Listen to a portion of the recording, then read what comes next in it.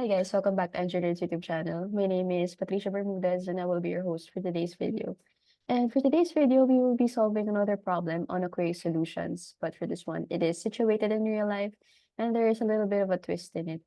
So the problem states that a metallurgical firm needs to dispose 2.74 times 10 to the 3 gallons of waste sulfuric acid, whose concentration has been determined to be 1.53 molars. Environmental regulations require them to neutralize the waste before releasing the wastewater, and they chose to do so with slaked lime, which is calcium hydroxide. The neutralization reaction is as follows. So if the slaked lime costs 52 cents per pound, how much will it cost to neutralize the waste sulfuric acid?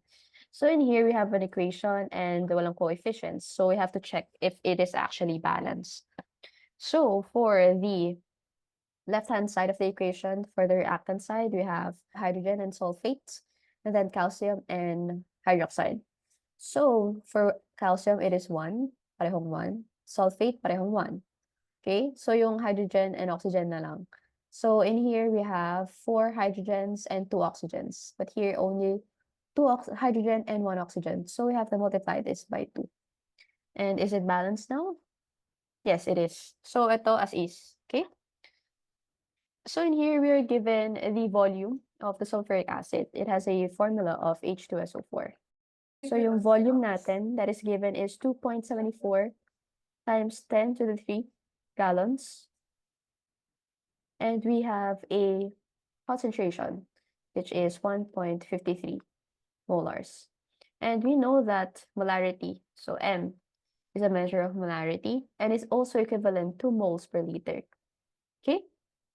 And in order for us to get the number of moles, we know that concentration times the volume will give us the number of moles.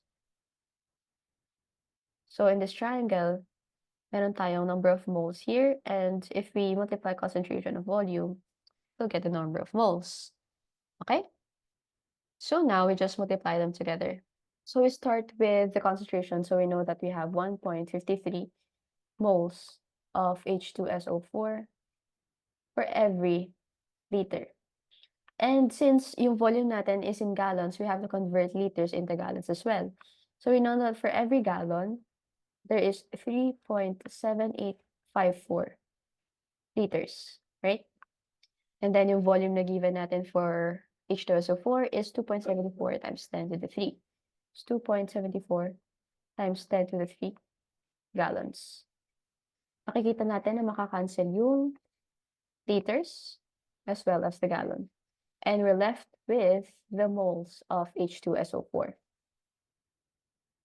Okay, so 1.53 times 3.7854 times 2.74 times 10 to the 3.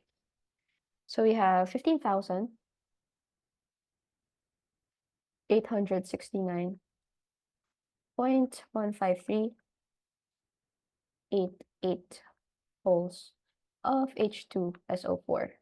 So now we find the number of moles naman of the base that we need.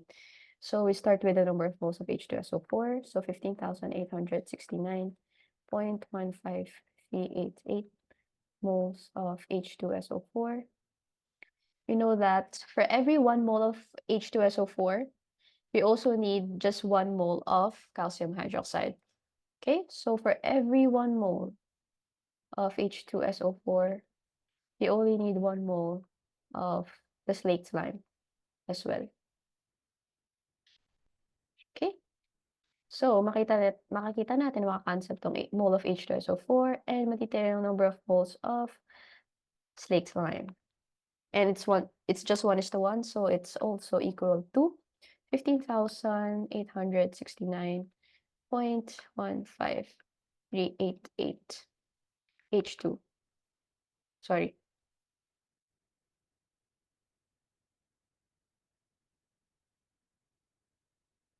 moles of calcium hydroxide. Okay, so in the problem, yung twist dito is that yung slaked lime natin, hinahanapan natin siya ng cost. And yung cost is per pound. And alam natin ng pound is yung mass, right? So ang step here is that we found the concentration of the acid.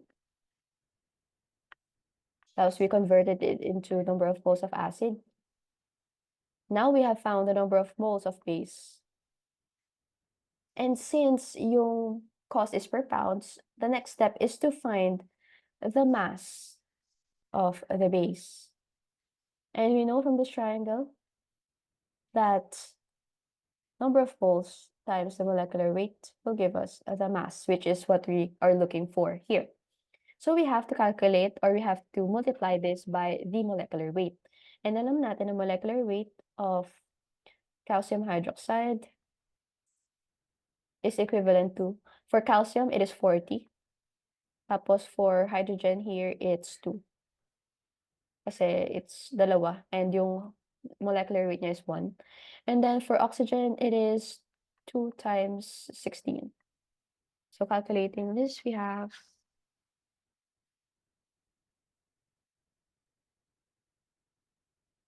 74 grams per mole. That is the molecular weight of the slake lime. Okay? Now we just have to find the mass. So we know that we have 15,869.15388 moles of CaOH. And then we multiply by the molecular weight. So in here, dapat nasa numerator yung 74. So we have 74 grams for every 1 mole of CaOH. Okay? And makikita natin na makakancel tong mole CaOH, ang matitira yung mass. Okay? And what do we get?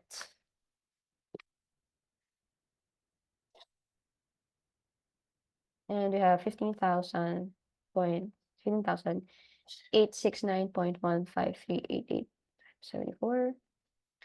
We have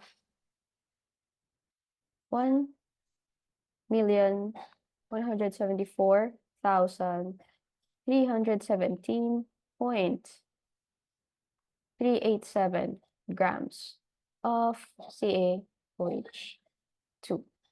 But then the cost is per pound. So we have to convert this grams into pound. And we know the conversion factor that I know is that for every 1 pound, there is 0.4536 kilograms. Okay? So in here, what I'm gonna do is I'm gonna convert grams into kilograms first. So we know that there is 1,000 grams for every 1 kilogram. And then we follow this conversion factor. Since yung kg here, yung nasa numerator, dapat ito na yung nasa denominator sa conversion factor. So it is 0.4536 kilograms for every 1 pound. And ayan, makuha na natin yung mass in pound.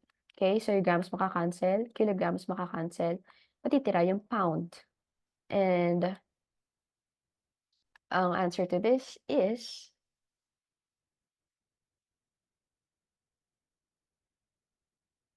2,588.883129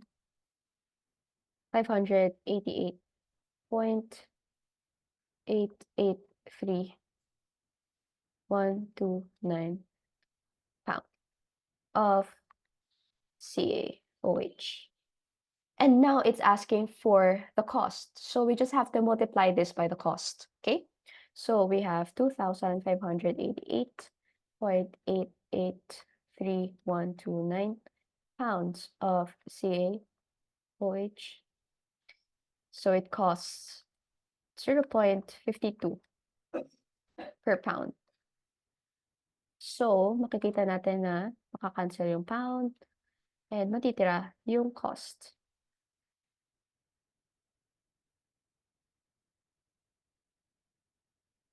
And matitira yung cost in dollars. So yung cost nito is that it is 1,346.219,227 dollars. And that is our answer for the problem.